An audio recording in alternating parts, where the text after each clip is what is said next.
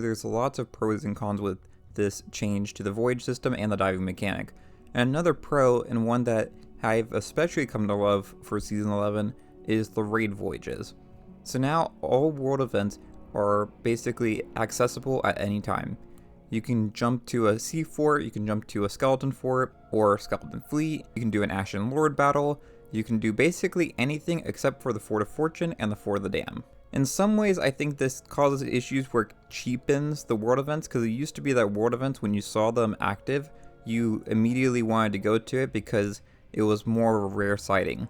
Now that world events are basically accessible at any time, and you can just dive to them at any moment, it makes it a little bit cheaper in the sense that it's not a special event anymore. It's not this huge, what the name would imply, world event that everyone wants to participate in. It's really just something that you're doing on your own. And I've found many times when I've done the raid voyages for skeleton forts or Ashen Lords or other things in the game, no one usually shows up because no one really cares anymore. They'll just dive to a new skeleton fort so that they don't have to contest for it. I think this makes the game a little bit less fun. But on the flip side of this, one thing that I really love with these raid voyages is that they're specific to each trading company.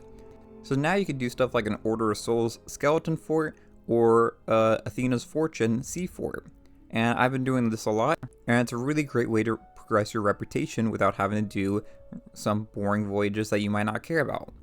Going along with that, for Season 11, they expanded all the trading companies except for Hunter's Call, which is going to get its own big update in 2025. But all the trading companies for Season 11 outside of the Hunter's Call have been raised to level 100 for the reputation max, and then after level 100, there's 5 levels of distinction, basically meaning it will reset your rank down to 1, and you go up to 100, and that's a new distinction each time.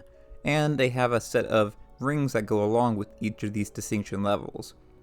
I think this is pretty cool. It makes it so that getting like a gold hoarder chest or a skull or something doesn't feel pointless anymore, because it used to be, for me at least, I had reached the max for a lot of my trading companies, so I didn't really care about selling a gold hoarder chest or a skull or anything like that because it didn't really progress me other than getting a little bit of gold. So I think Season 11 overall was a pretty good update and change. However, it wasn't really what the community was craving. After the previous year in 2023, players were really looking for new activities to do in the game. With Season 11, when you opened up the game, you basically were doing the same thing you were doing before. There was no new activities to do, it was just basically a new way to access the existing activities.